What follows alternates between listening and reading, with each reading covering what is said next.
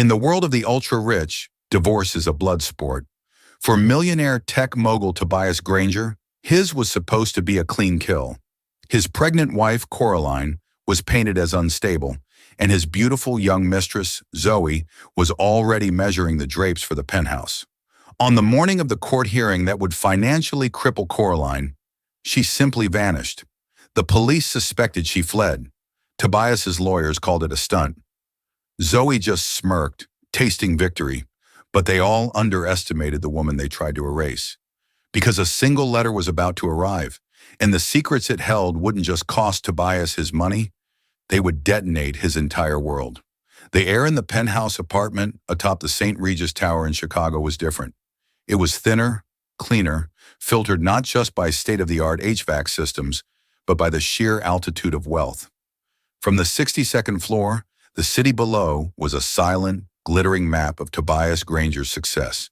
He stood before the floor-to-ceiling windows, a tumbler of Macallan 25 in his hand, watching the river carve its path through the concrete and steel canyons he had, in his own way, conquered. At 38, Tobias was the architect of his own universe. His company, Granger Capital, had started as a fintech venture in a cramped office in the Loop and was now a behemoth in algorithmic trading, its tendrils wrapped around Wall Street and the City of London.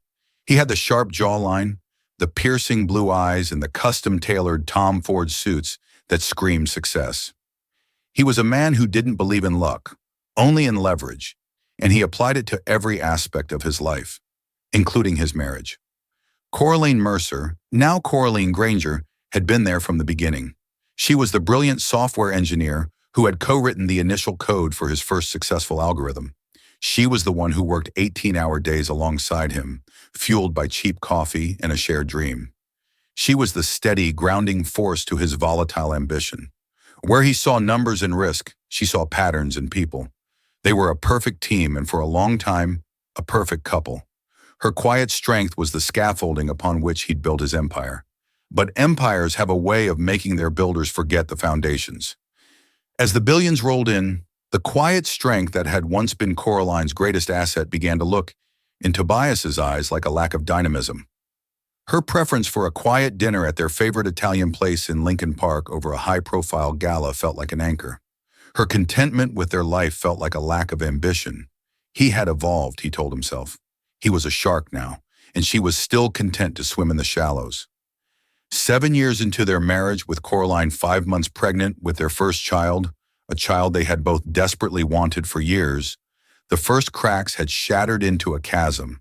The cause of that chasm had a name: Zoe Chandler. Zoe was 26, with hair the color of spun gold and eyes that held a calculated innocence. She'd been hired as Tobias's executive assistant and had quickly proven her value went far beyond managing his schedule. She anticipated his needs, laughed at his jokes, and looked at him with an undisguised adoration that Coraline's tired, knowing gaze no longer held. Zoe was exciting. She was a reflection of the man he saw himself as now, a titan of industry who deserved to have his every whim catered to. The affair began, as they often do, with late nights at the office, shared confidences over expensive dinners charged to the corporate card, and a clandestine weekend trip to Miami under the guise of a fintech conference. Coraline wasn't stupid.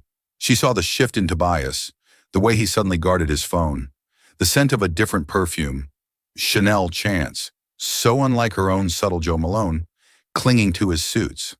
The emotional distance that had grown into a palpable coldness.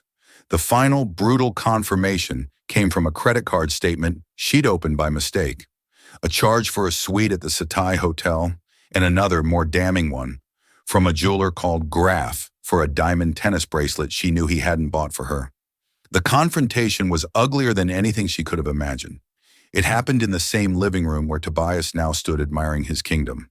"How could you, Tobias?" Coraline's voice was hoarse, her hand resting protectively on her swollen belly. The credit card statement lay on the marble coffee table between them. With our baby on the way? Tobias, to her horror, didn't even have the grace to look ashamed. He looked relieved, as if she had finally given him the opening he'd been waiting for. "Coraline, let's not be dramatic," he said, his tone chillingly calm. Things haven't been right between us for a long time. We both know that. Things haven't been right because you've been sleeping with your assistant. She cried, the betrayal of physical pain in her chest. Her name is Zoe, he corrected, as if that mattered. And she understands me. She understands my life, the pressures I'm under. She understands your wallet, Coraline shot back, tears finally spilling down her cheeks. I was there, Tobias. I built this with you. I wrote the lines of code that made you your first million while you were out charming investors. Does she know that? This is exactly what I'm talking about, he said, waving a dismissive hand. You're always living in the past. You're holding me back. Zoe sees the future. She sees me for who I am now.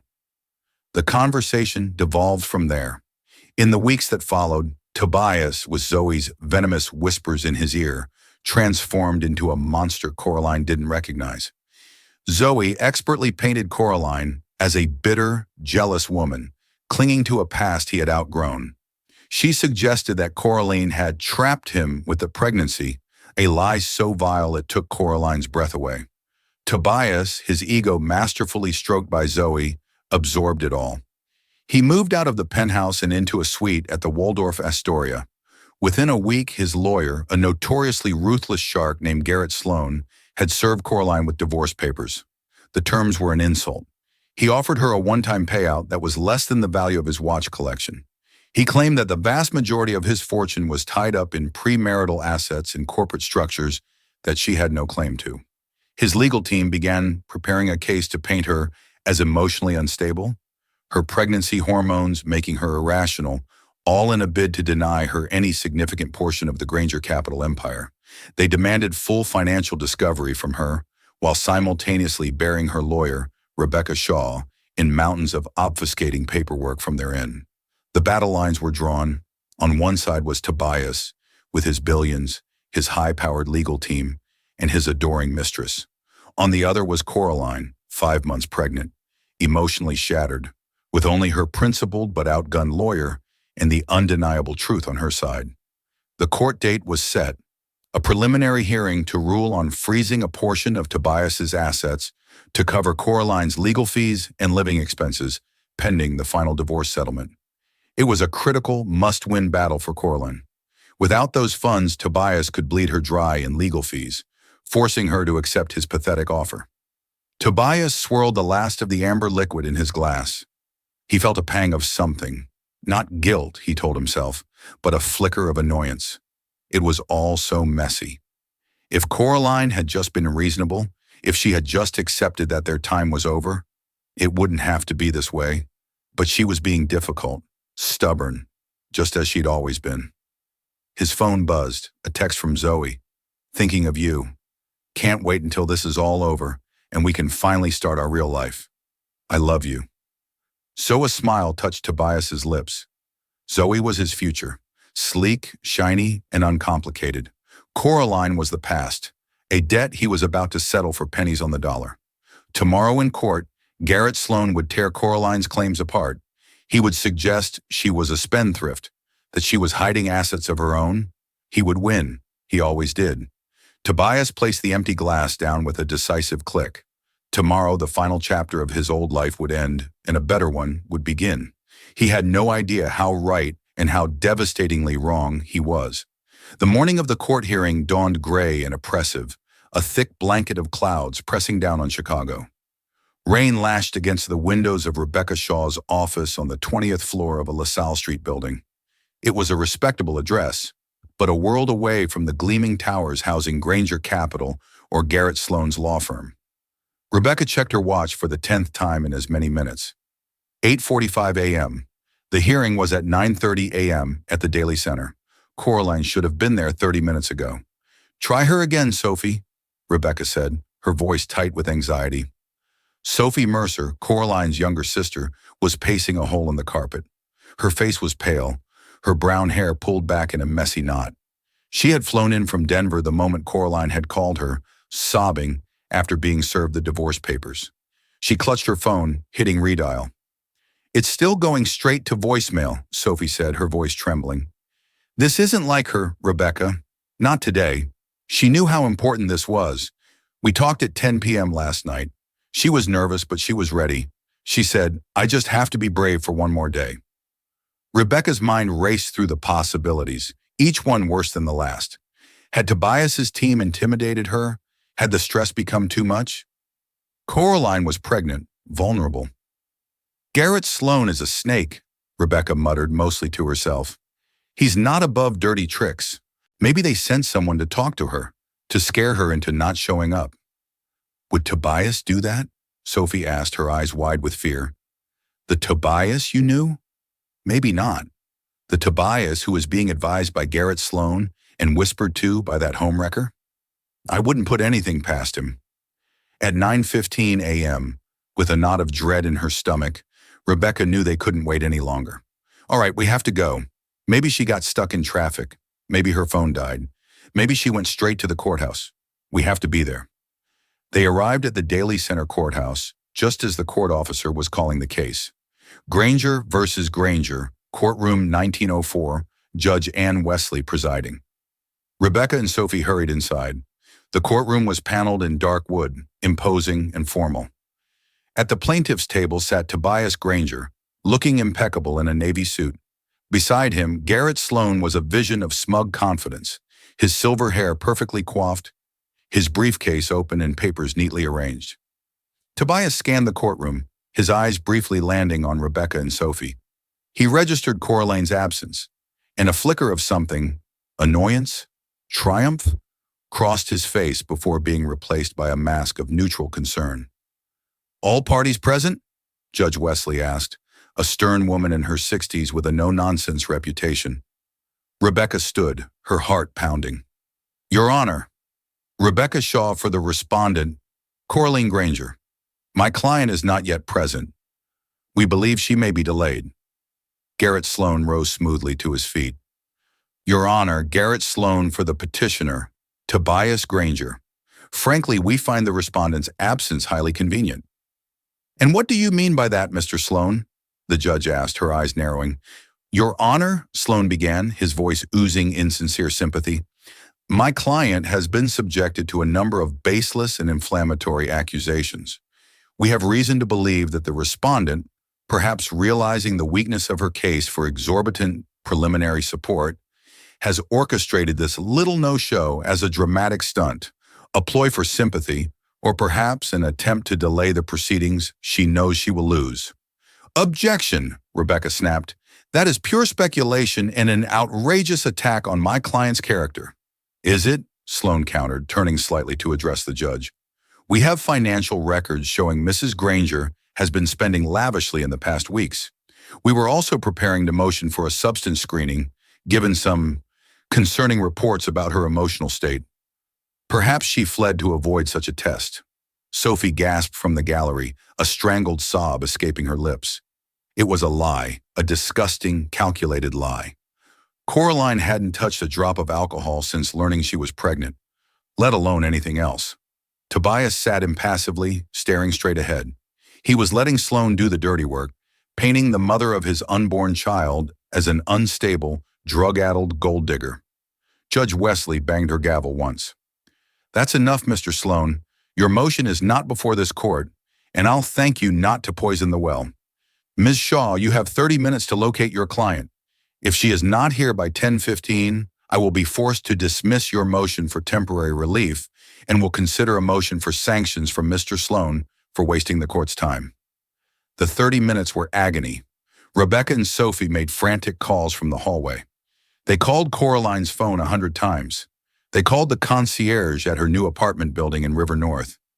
He confirmed her car, a modest Lexus SUV, was still in the garage. He hadn't seen her leave that morning.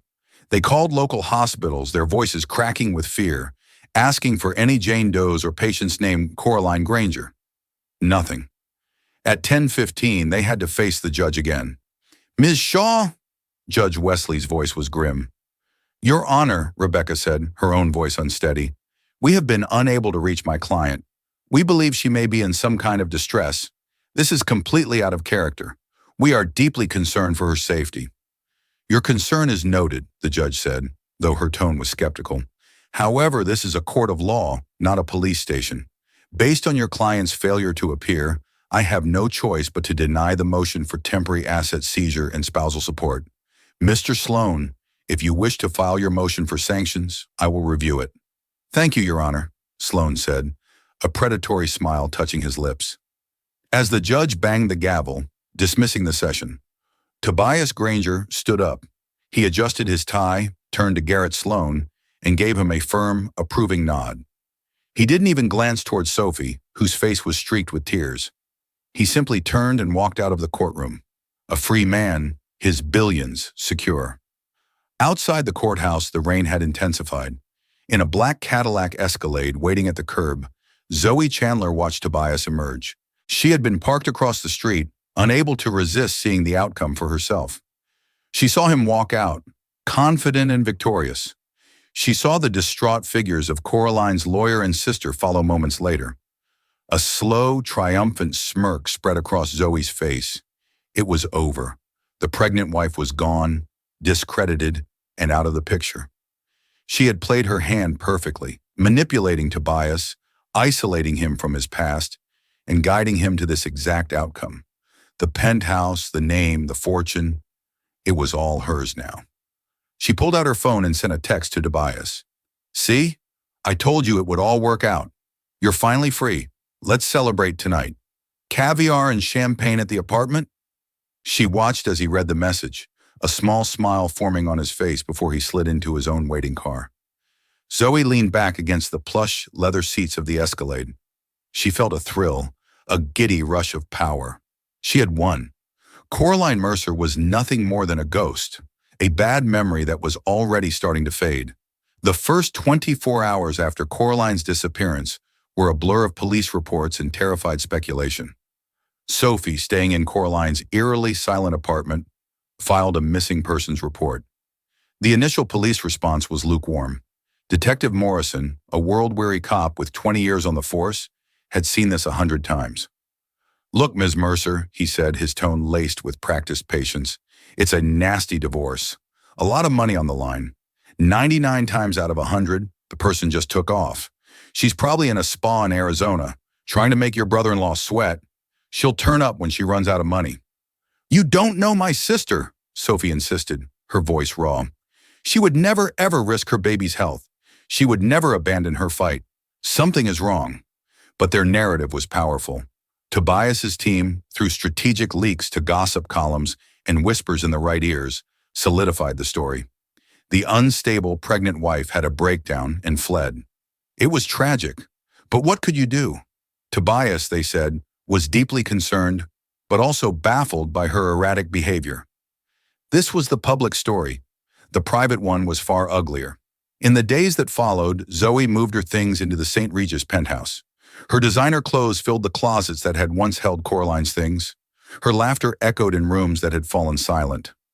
She and Tobias hosted a small, lavish dinner party for a few of their real friends, celebrating their new beginning. To any observer, Tobias Granger was a man moving on, freed from a burdensome past. But inside, a tiny, cold seed of doubt had been planted in Tobias's mind. Late at night, when Zoe was asleep beside him, her breathing soft and even, Tobias found himself staring at the ceiling. He remembered Coraline's steadfastness. He remembered her crying, not with rage, but with genuine, soul-crushing hurt during their last fight. I built this with you, she had screamed. It was true. He tried to reconcile that woman, the partner, the builder, with the unstable runaway Garrett Sloan described. The two images didn't fit. Zoe, ever perceptive, noticed his pensive moods. Don't let her get in your head, honey, she'd murmur, tracing patterns on his chest. She's doing this to manipulate you, to make you feel guilty. That's her only weapon left. I know, he'd say, wanting to believe it. You're right. But the seed of doubt remained. Meanwhile, Rebecca Shaw and Sophie Mercer refused to accept the police's apathy. They pooled their resources, Sophie's savings, a second mortgage on Rebecca's own home, and hired the one person they believed could find the truth, a private investigator named Frank Miller. Frank was the antithesis of the polished world of Tobias Granger. His office was a cramped, dusty space above a tavern in Wicker Park, smelling faintly of stale coffee and rain-soaked wool.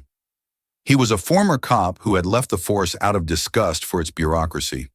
He was in his 50s, with a bulldog's face and eyes that missed nothing. "Tell me everything," he said, leaning back in his creaky chair, taking notes on a yellow legal pad. They told him the whole story: the divorce, the court date, the baby, Zoe Chandler, Garrett Sloane's tactics. Frank listened without interruption, his expression unreadable. "All right," he said when they were done. "The cops think she's a flight risk. Let's start by proving them wrong. Or right. The truth doesn't take sides." Frank's investigation began methodically.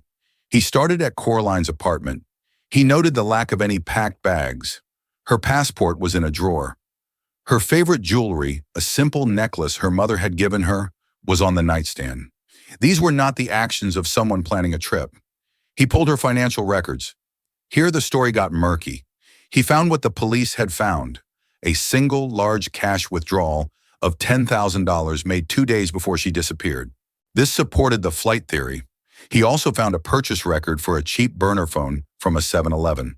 Another point for the police's theory. "It looks like she was planning something," Frank told Rebecca and Sophie, his tone grim. "But it might not be what they think." He turned his attention to Zoe Chandler.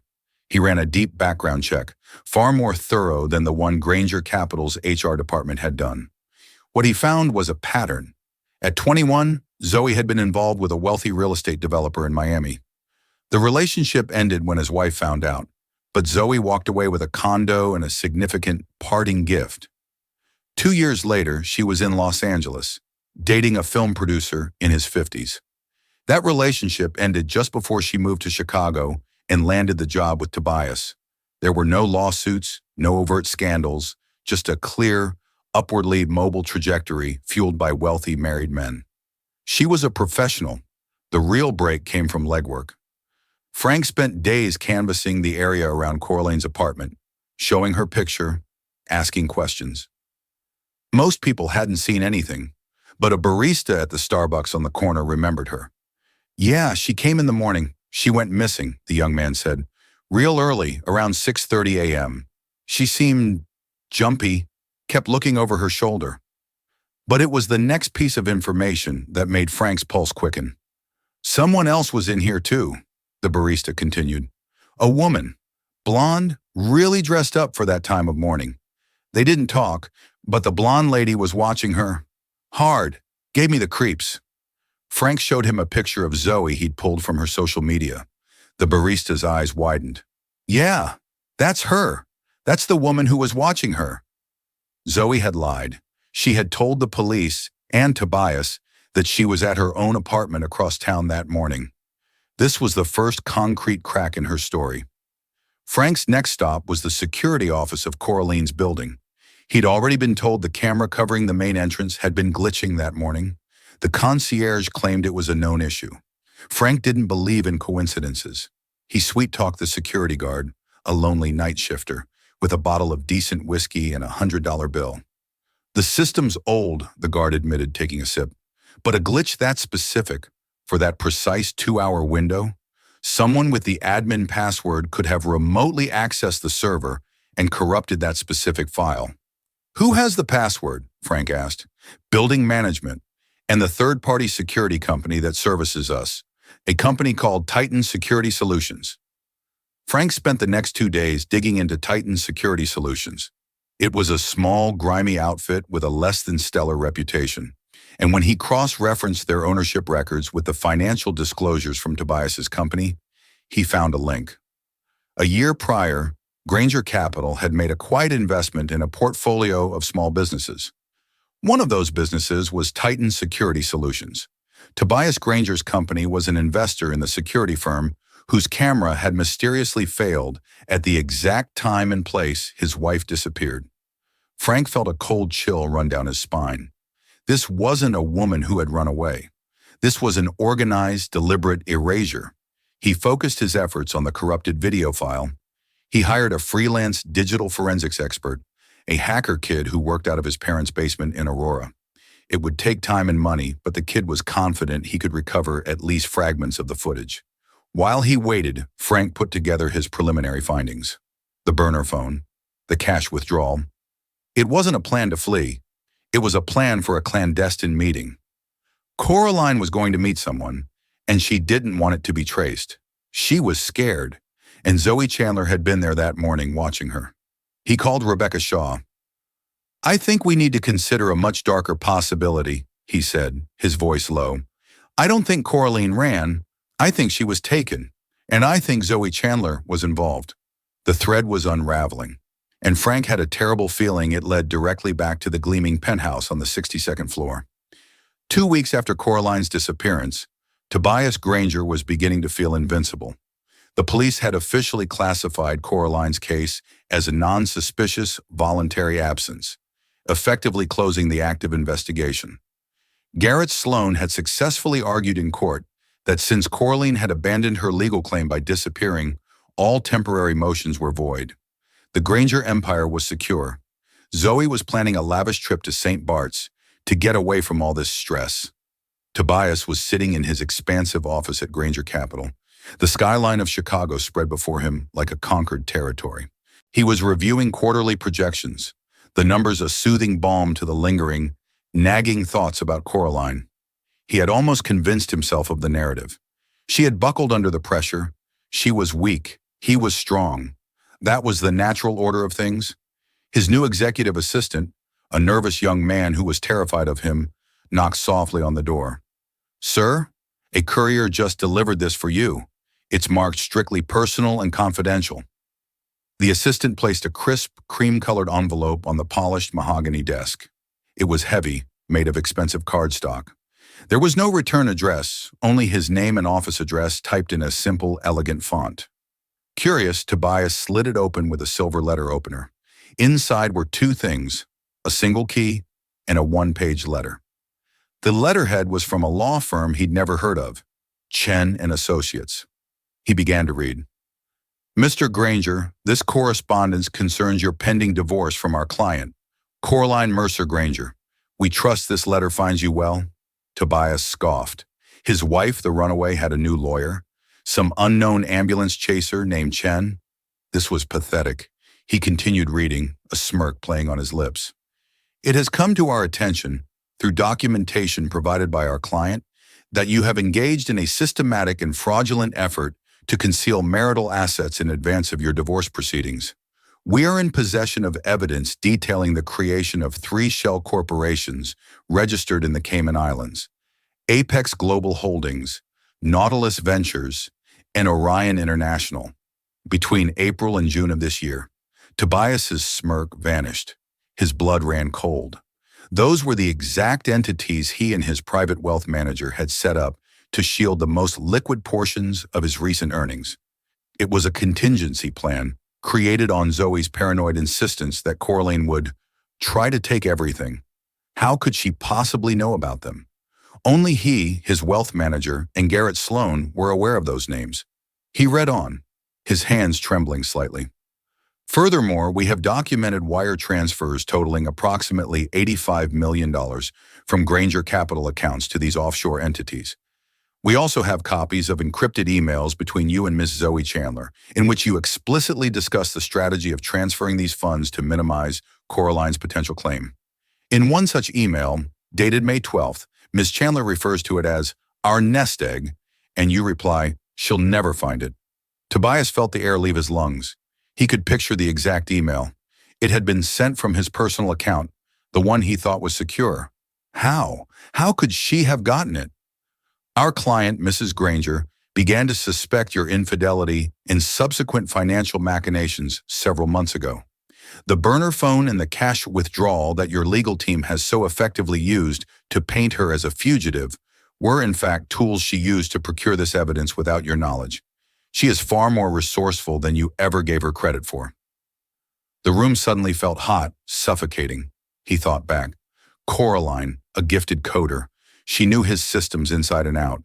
Had she built a back door into their network years ago? Had she been monitoring him all this time, playing the part of the unsuspecting wife while she gathered ammunition?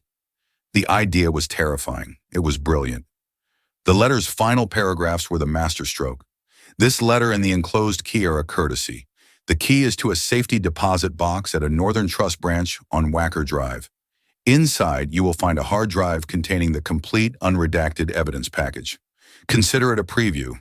A second identical hard drive has already been delivered to a trusted third party.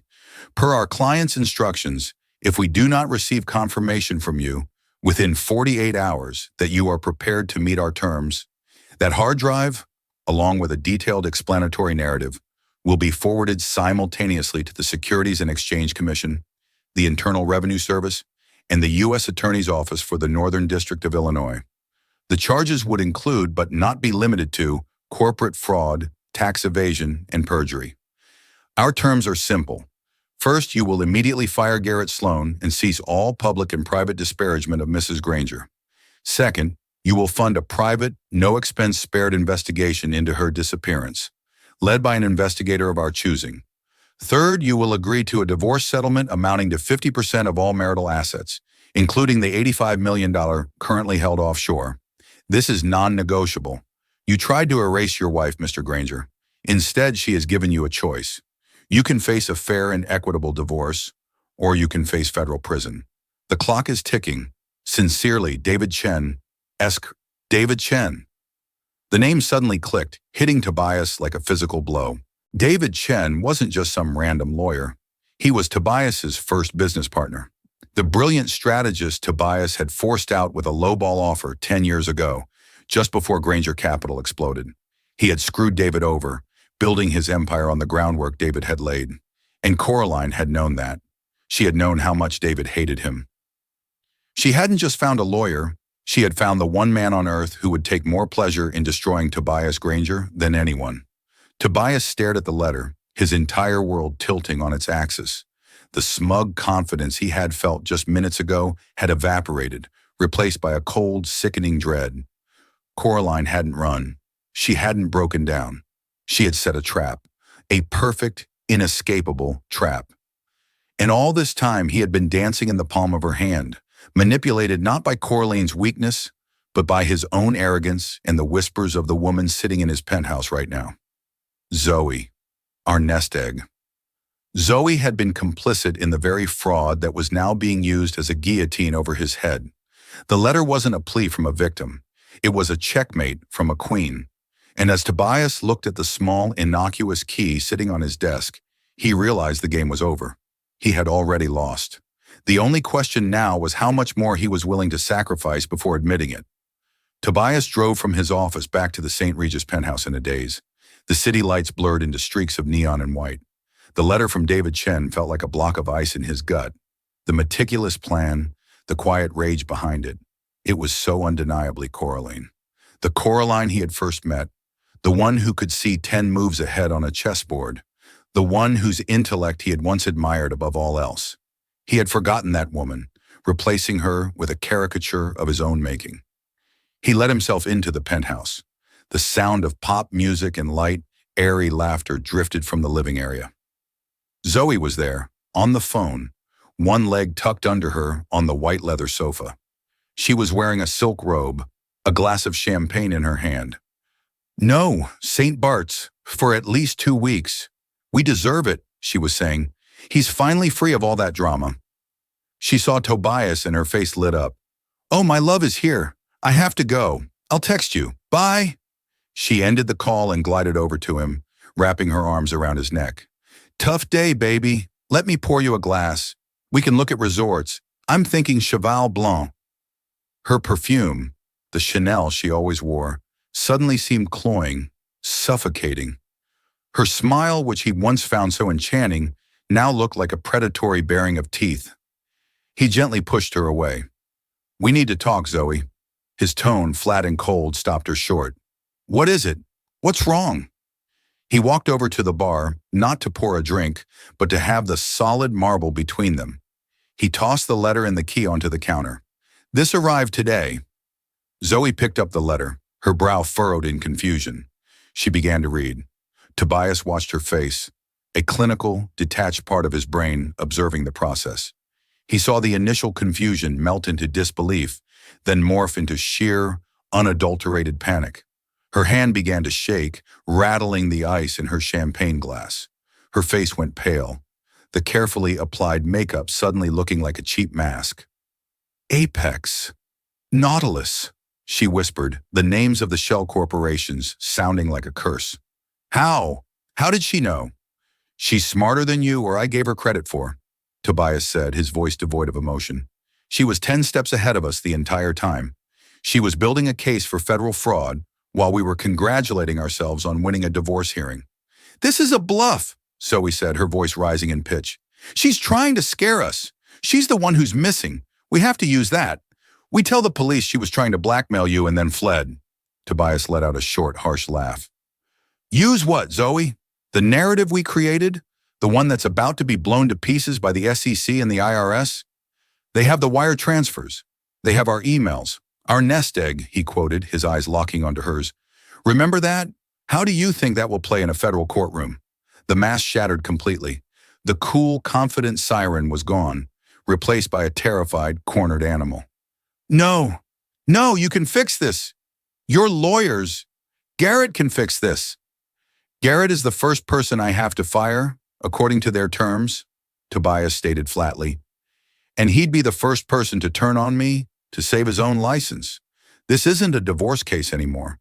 This is a criminal conspiracy, and you and I, my dear, are the star defendants. Me, she shrieked, pointing a trembling finger at her own chest. This was your money, your divorce. I was just helping you. I was supporting you. You were encouraging me to commit felonies. Tobias's voice finally rose, the dam of his composure breaking. You were the one who was paranoid about her. You were the one who pushed me to hide the money. You were the one who filled my head with poison about the mother of my child. Because I love you, she sobbed, tears now streaming down her face, carving paths through her foundation. No, you don't, Tobias said, the realization hitting him with the force of a physical impact. You love this, he gestured around the opulent penthouse. You love the idea of being Mrs. Granger, but you never cared about me. Coraline. Coraline cared, and I threw her away for this. As if on cue, Tobias's phone buzzed. It was an email from a sender he didn't recognize. The subject line was, Coraline Granger, recovered footage. His heart hammered against his ribs. He opened the email. It was from Frank Miller, the private investigator. The message was brief. Mr. Granger, your wife's sister hired me. Thought you should see this. The file is attached. It was a video file. He clicked on it. The footage was grainy, time-stamped for 6:45 a.m. on the morning Coraline disappeared. It was from a camera angled down the street from her apartment building. He saw Coraline, wrapped in a coat, walking nervously, looking over her shoulder. Then two burly men in dark jackets intercepted her. They weren't overtly aggressive at first, just blocking her path. Coraline tried to push past them, and then a third figure entered the frame, stepping out from a recessed doorway. A woman with blonde hair, wearing a stylish trench coat. It was Zoe. The video had no sound, but the body language was clear. Zoe was directing them. She was pointing, her expression hard and furious. Coraline looked from the men to Zoe, her face a mask of shock and betrayal. She tried to run. One of the men grabbed her arm. She struggled. The second man joined in, and they quickly, brutally forced her into a dark van that had pulled up to the curb. Zoe watched for a moment, then turned and walked briskly away in the opposite direction, pulling out her phone as she went. The video ended. Tobias looked up from his phone, his face ashen. The blood in his veins had turned to ice water. The lies, the manipulation. It was all so much worse than he had ever imagined. This wasn't just about money. You were there, he whispered, his voice shaking with a rage so profound it was almost silent. The morning she disappeared, you were there. Zoe saw the look on his face and stumbled backward. Tobias, it wasn't supposed to be like that. I swear. I hired them. I hired Titan Security, your company, just to scare her, to tell her to get out of town, to drop the case. They were just supposed to talk to her, rough her up a little maybe. I didn't know they would take her. I panicked. I didn't know what to do. Her confession, tumbling out in a frantic, self-serving rush, was the final horrifying piece of the puzzle. The corrupted security footage, the conveniently invested-in security firm. It all came from her. "You had my pregnant wife abducted," Tobias said, each word landing like a hammer blow in the silent room. He picked up his phone, his movements stiff, robotic. He dialed a number. Zoe's eyes widened in terror. "Who are you calling?" "Tobias, don't. We can fix this. We can leave. Go to the Caymans. We have the money." Tobias didn't answer. He waited for the person on the other end to pick up. "Detective Morrison," he said, his voice a dead monotone. "My name is Tobias Granger. I have information about the disappearance of my wife, Coraline Granger, and I have the person responsible for it right here with me." Zoe let out a guttural scream of denial and rage as Tobias stood there, phone to his ear, watching the complete and utter destruction of the world he had built. He had lost his wife, his child, his fortune, and now he had finally found the truth. The aftermath was swift and brutal. Within 30 minutes, the penthouse was swarming with Chicago PD detectives. Zoe Chandler, hysterical and protesting, was led away in handcuffs, her silk robe a pathetic contrast to the cold steel of the cuffs. Her confession to Tobias, coupled with the video evidence in Frank Miller's investigation into Titan Security, was more than enough. Faced with kidnapping charges and a mountain of evidence, one of the two men from the video, a low-level thug named Kevin, cracked under interrogation. He confessed everything. Zoe had paid them $10,000, the same $10,000 Coraline had withdrawn, likely to pay them off herself in a desperate, failed attempt to control the situation, to intimidate Coraline. But Coraline had fought back fiercely. She had tried to use her phone to call 911. In the struggle, she fell and hit her head. Panicked that they had seriously injured or killed her, they'd bundled her into the van and taken her to a secluded, forgotten hunting cabin owned by Kevin's uncle in rural Wisconsin, unsure of what to do next. A multi-state tactical team descended on the cabin's location. They found Coraline in a locked room. She was weak, dehydrated, and had a concussion, but she was alive. And miraculously, impossibly, the baby was safe. The image of Coraline, pale but resolute, being helped out of the cabin by paramedics was broadcast on every news channel. The story of the runaway wife was instantly, violently corrected. She was a survivor, a victim of a scheme so cruel it shocked the city. For Tobias, the world had been stripped down to its raw, unforgiving foundations. He did exactly what David Chen's letter demanded. He fired Garrett Sloan. He hired a new, more sober legal team whose first instruction was to cooperate fully with all authorities. He transferred the full $85 million back from the Caymans into an escrow account controlled by Coraline's lawyer. He publicly funded Frank Miller's now concluded investigation, issuing a public statement taking full responsibility for his moral failings and his blindness to the web of deceit spun around him. He was spared criminal charges for the financial fraud thanks to his cooperation and David Chen's strategic decision to hold back the evidence from the feds in exchange for the settlement. But the court of public opinion was merciless. The name Granger was no longer synonymous with success. It was synonymous with scandal, cruelty, and greed. Major investors pulled out of his firm. Key employees resigned, ashamed to be associated with him. Granger Capital, his life's work, was gutted, a hollowed-out shell of its former glory. He lost the penthouse. He lost his reputation. He lost his fortune, with more than half of what remained going to Coraline in the divorce settlement, which was finalized quietly and quickly. He was a pariah in the city he once ruled. A few weeks later, he tried to see Coraline. He went to the secure, private home her settlement money had bought her in a quiet suburb. He just wanted to see her, to apologize, to somehow explain the inexplicable. But it was Rebecca Shaw who met him at the door. "She doesn't want to see you, Tobias," Rebecca said, her voice firm but not unkind. "Is she okay? The baby?" he asked, his voice cracking. "They're both healthy. She's a strong woman, stronger than you ever knew." "I know," he whispered. "Rebecca, please just tell her I'm sorry, for everything." Rebecca looked at him for a long moment, seeing the broken man before her. "She knows, Tobias, but sorry doesn't fix it. She's focusing on her future now, on her daughter." "Her daughter?" "She had a little girl last week. She named her Hope." The word hit Tobias harder than any court judgment. Hope, the one thing he had systematically destroyed, and the one thing Coraline had managed to carry with her through it all. He nodded, unable to speak, and turned away. He never saw Coraline again. His life became a quiet, solitary affair. He was a millionaire no more, just a man haunted by the ghosts of what he'd had and what he'd thrown away. Coraline, on the other hand, thrived. With her sister Sophie by her side, she raised her daughter far from the glare of the city.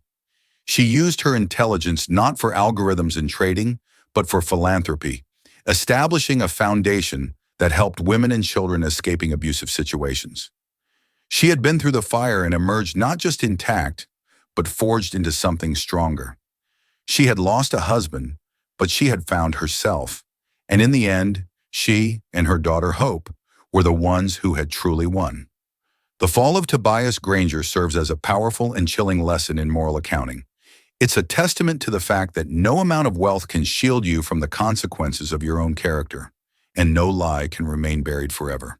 Tobias built a towering empire of glass and steel, but he tragically failed to recognize the true foundation holding it all up: the integrity, brilliance, and loyalty of Coraline. He traded a genuine partner for a beautiful parasite, and in that fateful choice, he authored his own spectacular destruction.